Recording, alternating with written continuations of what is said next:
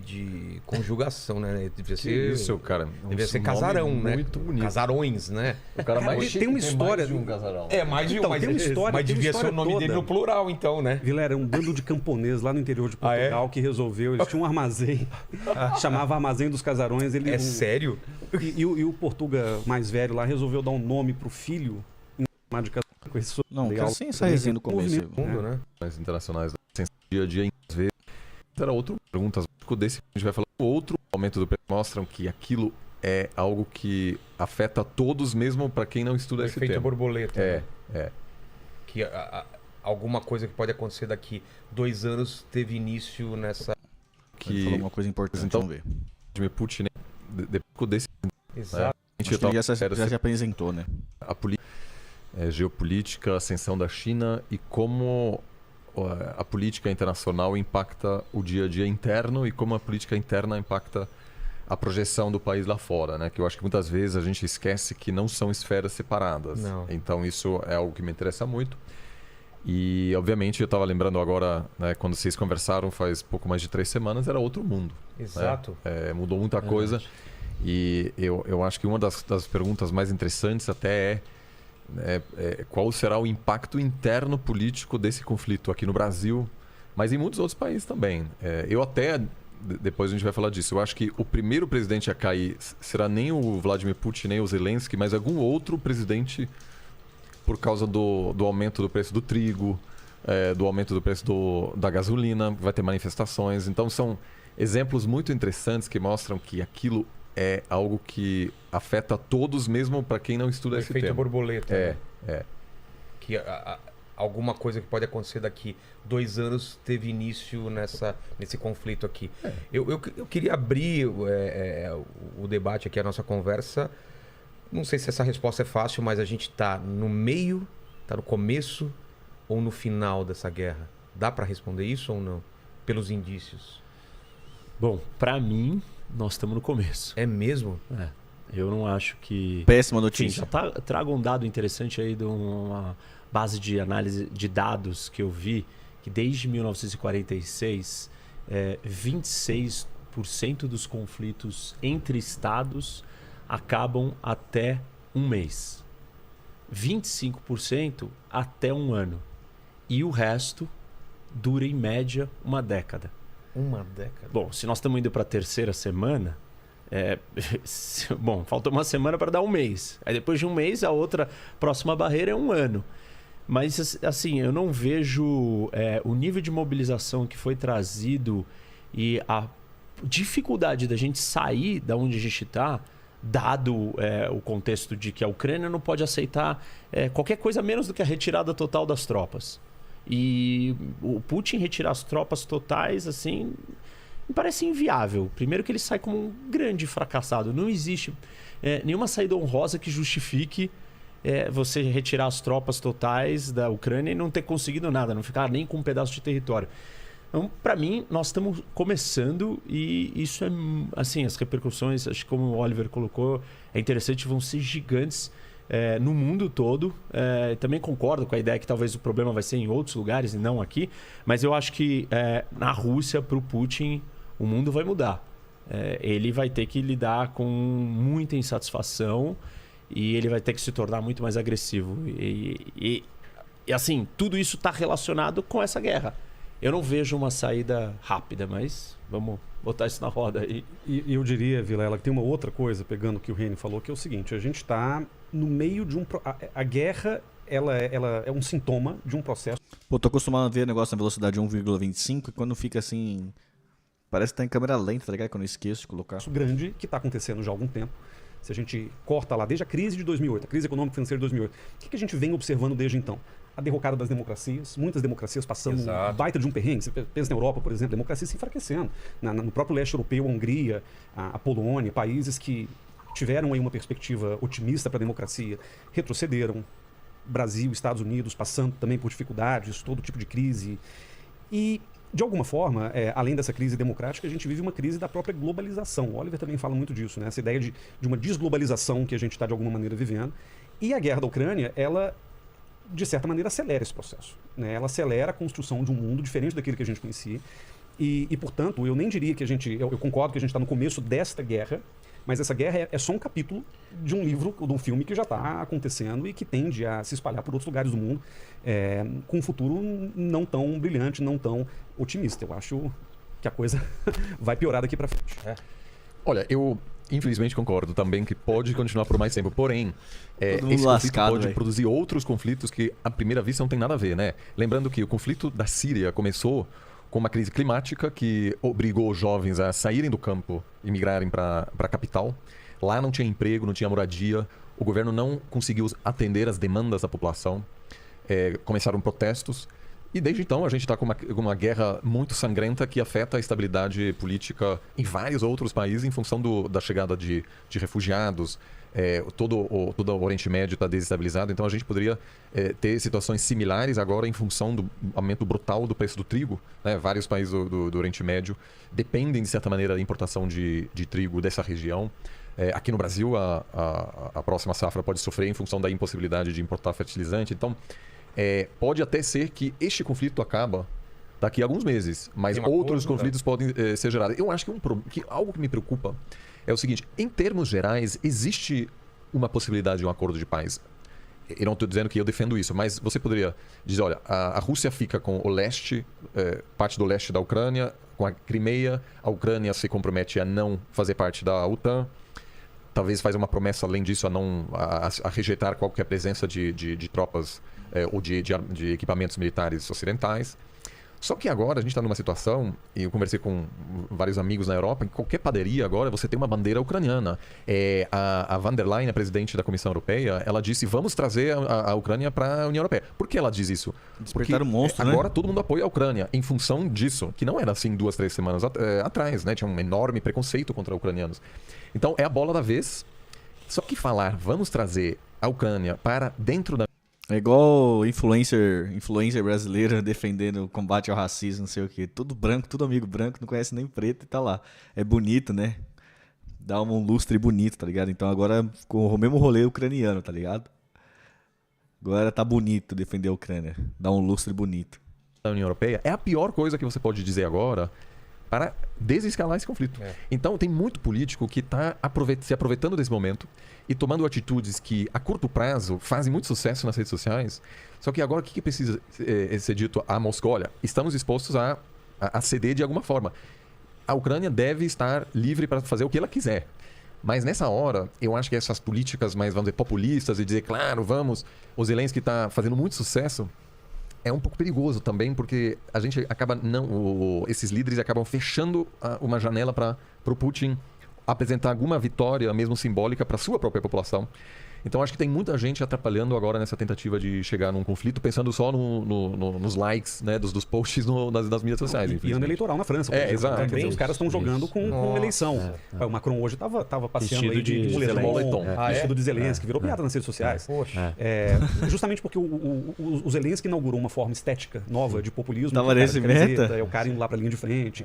Inclusive, o Oliver lembrou, presidente da França. Nos primeiros 2 ou 3 dias de guerra, o Zelensky foi a público, nas redes sociais inclusive, apontando o dedo para a cara dos europeus, dizendo, olha, vocês viraram as costas pra gente. Vocês convidaram a gente para entrar na União Europeia, na OTAN, e agora não estão fazendo nada, sanções brandas e tal. Então é interessante ver como é que o próprio movimento da Europa, como o Oliver lembrou, potencializado pelas eleições e por um tipo de populismo que, para certos líderes, é estratégico nesse momento, os caras já estão, então, atiçando a Ucrânia para entrar para a União Europeia, e o risco disso, para manter o conflito, acaba sendo muito grande. Eu quero rebater ou trazer um ponto que o Oliver colocou, que é a ideia da divisão, né? Assim, num potencial acordo. Dividir a Ucrânia... Deixar independente, e, assim, aqui é nosso. Eu acho que isso está na mesa, né? Enfim, os russos exigiram isso. Segurar aqui a Crimeia... E não se juntar à OTAN, né? Enfim, não se juntar... não falaram na União Europeia, mas falaram OTAN, mas acho que dá na mesma. Acho que agora não seria o momento. Concordo com isso. Mas assim, pro Ocidente, não estou nem falando o que é certo ou não, mas pro Ocidente e pra Ucrânia, eles jamais podem aceitar isso daqui. Jamais podem aceitar e virar e falar assim, olha, você fica... Eu nem sei se você se referia aqui só ao leste ou uma parte maior ainda. Assim, eu não estou propondo isso, né? Eu só digo que essas questões estão na mesa. Sim, tem considerações sobre isso. O que eu acho é que o Ocidente não pode e não vai, e nem a Ucrânia vai aceitar um negócio desse. Porque se você entregar isso, sucumbir a um projeto expansionista, ambicioso, como o do Putin. E aí as guerras não vão terminar. Parece aquela coisa do terrorista que faz uma exigência e se você cede aquilo vai escalar ainda. A Ucrânia não pode fazer isso. Eu acredito que não irá fazer isso. E as pessoas que estão de fora, óbvio que elas não estão acostumadas, né? Mas seria a única chance de resolver logo. Seria... Então, mas aí, assim, o que é resolver? Então a gente vai ceder o mundo, vai sucumbir àquele que grita mais alto. Porque nós não queremos ver mortes. Se o vilão ou se o errado, isso é que eu acho que dá pra falar isso do Putin e do que a Rússia tá fazendo. Se a Rússia decide tomar um país à força, e a nossa resposta, a resposta do Ocidente e da própria Ucrânia que está sendo atacada, simplesmente, não quero sofrer mais. Essa é o primeiro dia de sofrimento, porque aí vai ter o 2, o 3, e isso não vai parar mais. Não sabemos, né? Ou seja, eu concordo que assim, para a Ucrânia esse seria muito difícil e pode ser que o Zelensky não vai aceitar, mas pode também ser que ele será derrubado e a Rússia, enfim... mas aí ele está sendo derrotado. Tem várias maneiras de encerrar o conflito, né? Pode ser uma vitória russa e a integração da Ucrânia como um todo na esfera de influência da Rússia. Eu cada vez mais acho isso muito difícil, porque eu acho que a Rússia não terá simplesmente os meios econômicos para esse projeto de ocupação. E nem militares, eu diria. De controlar isso. Então, o problema agora é que a Rússia não tem uma boa saída mais.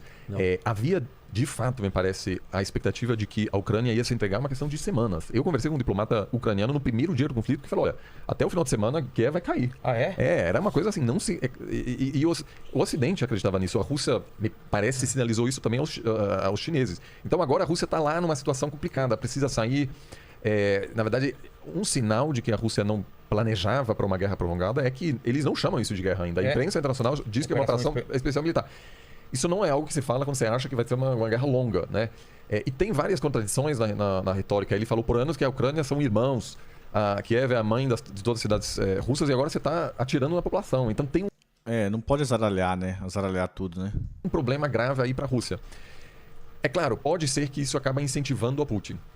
Mas a frustração com a falta de avanço também pode radicalizá-lo. Né? Ele pode ficar numa esquina e dizer, olha, tá começando a falar de armas nucleares. O meu ponto é que os ucranianos e o Ocidente não podem sucumbir e negociar assim, tá bom, fica com metade da Ucrânia.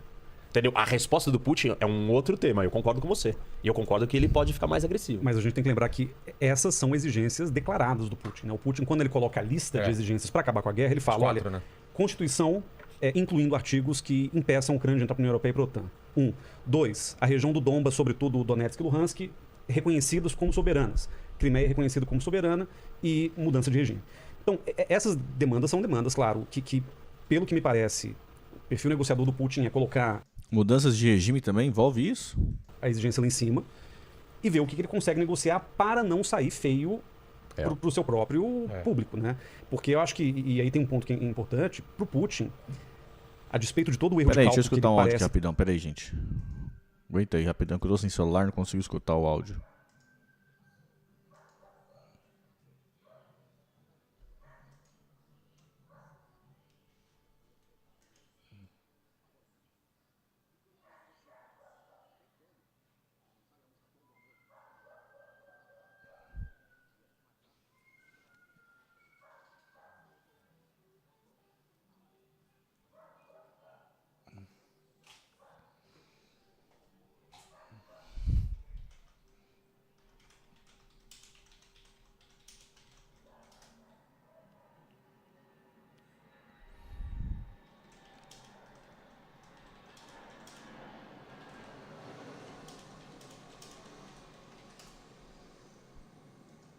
Pronto. A guerra se tornou uma questão de vida ou morte política para ele também. Né? Se ele perde essa guerra do ponto de vista político ou militar, ou ambos, acaba para ele. E aí pode ter um golpe interno, pode ter um monte de coisas que vão acontecer. Agora, um ponto que eu acho fundamental, Vilela, comentar dentro do que os dois falaram é o seguinte. Um dos erros de cálculo do Putin foi subestimar a unidade europeia na resposta ao conflito. As sanções vieram muito pesadas, moles no começo, pesadas depois. A União Europeia meio que se articulou de maneira... única, ao contrário de 2014, em que a Alemanha sentou em cima do muro, acho que foi um pouco diferente. Mas um dos pontos que eu acho fundamentais de erro do Putin foi subestimar o nacionalismo ucraniano.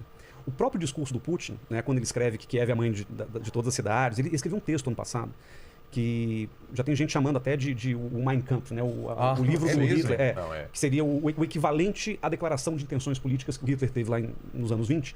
seria esse texto que o Putin escreveu no ano passado, em que ele o texto se chama Sobre a Unidade Histórica de Rússia e Ucrânia, e o argumento central dele é que a Ucrânia nunca existiu. A Ucrânia, na verdade, nada mais é do que a pequena Rússia dentro de uma grande Rússia, né, que é Moscou. E aí ele vai contando uma história muito até sofisticada para tentar justificar isso. E, a certa altura, ele vai dizer o seguinte: a única vez em que a Ucrânia desenvolveu um sentimento nacionalista próprio foi sob a ocupação alemã nos anos 40, entre 41 e 44. E isso dá margem para ele dizer que o nacionalismo ucraniano nada mais é do que nazismo. Olha, então esse argumento, o link que ele fez. O link é esse. Agora, se a gente olha para a realidade ucraniana, desde os anos 20, desde antes da União Soviética, a Ucrânia sempre teve um nacionalismo, que a gente pode chamar de cossaco, porque aquela população era... Desde o século XIX, já tinha um idioma, já tinha uma certa diferença da Rússia, que o Putin hoje está negando, mas que os ucranianos vêm afirmando o tempo inteiro. Quando o ucraniano fala em Holodomor, que foi o grande holocausto ucraniano, que eles estão querendo até chamar de genocídio, isso faz parte desta narrativa nacional ucraniana que o Putin está querendo apagar. E ele subestimou isso. Eu nunca vi uma disposição, pelo que a gente ouve, inclusive, né, da ucraniana que veio aqui no programa, do que a gente ouve dos ucranianos nas redes, inclusive... Só fazendo uma parte, teve horas que o marido dela, que é brasileiro, aliás, assistam isso, até controla ela, porque gerou uma raiva em relação aos russos. Eles vão ter que vir, vão ter que reconstruir isso que eles estão... O que eles estão fazendo, eles não têm noção. Eles estão destruindo hospitais, tem gente morrendo. E eu não considero eles como irmãos. Assim. E esse nacionalismo voltou, e voltou com muita força. Eu acho que isso é um dado importante de resistência. Por isso que eles não vão ceder parte do território. É muito difícil. Isso, na verdade, sobre esse presidente. Isso dificulta. Eu acho que na Crimeia é muito difícil ter, fazer pesquisa de campo agora, né? Mas a minha impressão é que na Crimeia até pode ser que até hoje a maioria da população queira se aproximar da Rússia. Agora, até agora nas regiões que antigamente eram, entre aspas, pró-Rússia, tinha uma certa simpatia.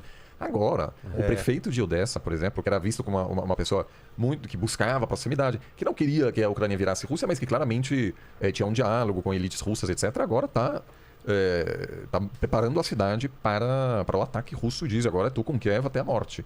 Então isso obviamente também dificulta, né? Porque antes, no século XIX, Congresso de Viena, quando às vezes lideranças políticas redesenharam o mapa político, não havia nacionalismo de fato.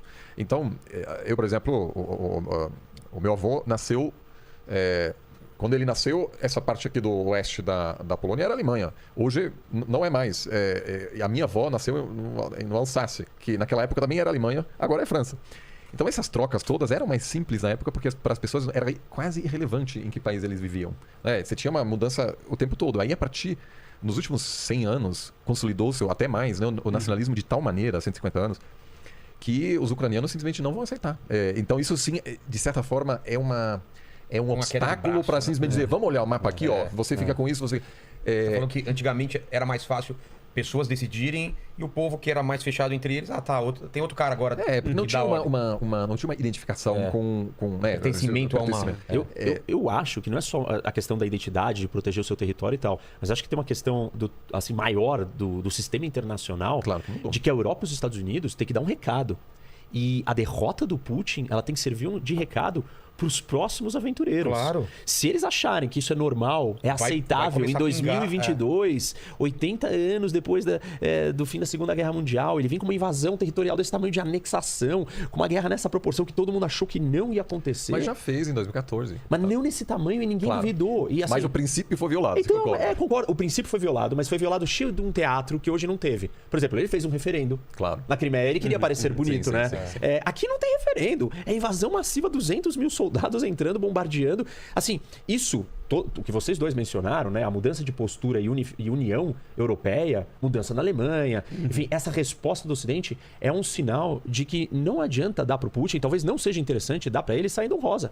Não tem saída honrosa, ele tem que sangrar até doer para isso servir de recado, para complicar a vida dele internamente de sobrevivência, como você colocou, dentro da Rússia. Basta sangrar com a vida dos outros, com o sangue dos outros, né? E de servir de recado pro resto. Seja a China, o Irã, ou sei lá quem. O problema é que se ele sangra, os ucranianos sangram. É isso que eu pensei. Mais. Ele sangrar Porque assim, por um lado, é claro que eu concordo com o fato de ceder pode ser interpretado de que, os princípios não valem para todos, etc. Mas ao mesmo tempo, eu me preocupo um pouco com, vamos dizer, primeiro o impacto para a população civil, né? De certa forma, a Ucrânia deve estar livre para dizer, olha, queremos ser ultra pragmáticos e queremos ceder uma parte do nosso território para para proteger a nossa população. Se os ucranianos quiserem, mas eu acho que eles não querem. E pode haver uma aposta do Zelensky e de parte da população ucraniana de que o Putin não vai aguentar destruir as cidades do mesmo jeito que fez na Síria, na Chechênia, por meses e meses e meses, que basicamente as forças russas podem colapsar. Né? Exatamente. E existe uma questão de moral, porque não há uma narrativa clara. O Putin não preparou as Forças Armadas para atirar na população e massacrar toda. Por quê? Porque falava por anos e anos que são irmãos, eles fazem parte da gente. Não, e tem de fato parentes, né? Exato. Então, assim, soldado atacando família. É complicado. Eu só digo assim, a aposta de que o Putin pode cair. Pode dar certo, mas pode não dar certo. Eu não acho que através da queda do Putin que vai resolver o problema. Não ceder e não deixar esse apaziguamento num movimento tão agressivo. O que vai acontecer depois vai demorar mais para ter problema para o Putin aqui. Mas ceder ali é muito grave. O que eu ouvi de alguns comentaristas, americanos principalmente, eles estão comparando a região do Donbas, essa região aqui de Donetsk e Luhansk, que é a região mais industrializada do país, com os Sudetos alemães nos anos 30. Então, basicamente, o argumento é esse. O Ocidente deixou Hitler pegar um pedaço da Tchecoslováquia. Dá um contexto pra gente do que foi. Os Sudetos eram uma região da Tchecoslováquia, onde, nos anos 30, viviam populações germânicas que o Hitler reivindicou como parte da Alemanha. Então, ele fez uma aposta de agressão nessa região, o que hoje é a Tchequia aqui no mapa, essa região aqui, né, essa região exatamente aqui da fronteira. E o Ocidente, na verdade, eu estou pensando em Reino Unido, França e Estados Unidos, mas sobretudo o Reino Unido, entregaram os Sudetos para o Hitler. Fizeram uma conferência, inclusive o Hitler, junto com o Neville Chamberlain, que era o primeiro-ministro do Reino Unido, e o Chamberlain,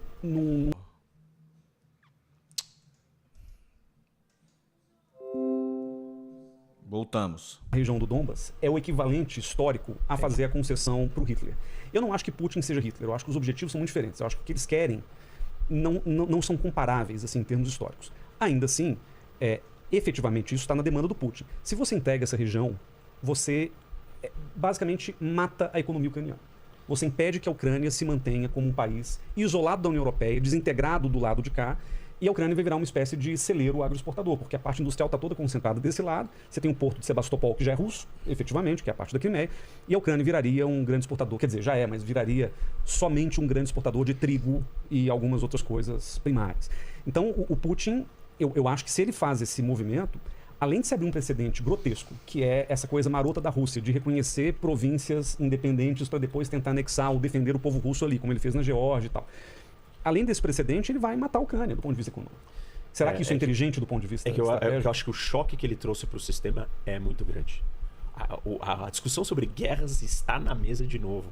A questão da segurança internacional, corrida armamentista, remilitarização, decouplings de cadeias produtivas, não é com a China, agora é com a Rússia, e com quem mais vai ser. Enfim, o mundo ele acordou geopoliticamente de novo para uma coisa que a gente achava que não tinha mais. A gente vive em paz. Ele abalou a estrutura num lugar onde a gente tem a paz mais duradoura de todas, desde a Segunda Guerra Mundial. Não, na África temos problemas, no Oriente Médio, na Ásia está cada vez mais tenso e tal. A Europa construiu um projeto de paz. E esse projeto estava consolidado. Ele abalou exatamente esse lugar, que é o lugar que anda mais em ordem no mundo. E aí eu volto, ou até remeto para o que você falou, que o problema são as repercussões disso para o resto do mundo. Se o lugar, que é o centro da paz do mundo, não está mais em paz, e começamos uma corrida armamentista, enfim, todas essas coisas que nós estamos dizendo aqui, o que será do resto do mundo? Virou uma chave, tem uma nova lógica em operação aqui, na linha, assim, com uma escala muito maior do que o 11 de setembro. Que era assim, acabou a Guerra Fria, então estamos bem, o mundo está em paz, não tem mais por que brigar. Aí veio o fenômeno do terrorismo internacional. Agora não, a gente voltou para discussões de fronteira, de país, de potência, de exército invadindo o território. Isso... Eu concordo, assim, eu acho que os impactos são tão vastos que a gente, de certa forma, ou seja, enterra um período não só de paz no continente. Havia, obviamente, confrontos antes, nos Balcãs, por exemplo, mas... o impacto agora é maior porque há uma chance disso envolver todo o continente. Inclusive, eu acho que há um risco. E por isso que eu confesso assim, é muito popular agora para um político europeu dizer vamos enviar mais armas para os ucranianos. Mas, de novo, e aí eu não estou advogando aqui ceder logo, etc. Né? Mas eu só quero dizer, o sinal de dizer vamos enviar mais armas e assim, o tipo de armamento que os europeus, a Alemanha está enviando para a Ucrânia teria sido impensável 3 semanas atrás. Você poderia juntar os principais intelectuais da Alemanha há um mês e dizer É plausível o envio de mísseis Stinger da Alemanha para a Ucrânia? Jamais. Isso é tão enraizado na cultura alemã, isso não se faz. Não existe. E agora, né, antes da guerra, a Alemanha prometeu 5 mil capacetes, que virou piada nas redes sociais, etc. E a Alemanha falou, olha, a gente não tem como, é contra a nossa cultura. Enfim, então mudou bastante, assim. E há há um risco aqui que, como faz sucesso agora enviar mais e mais, eu acho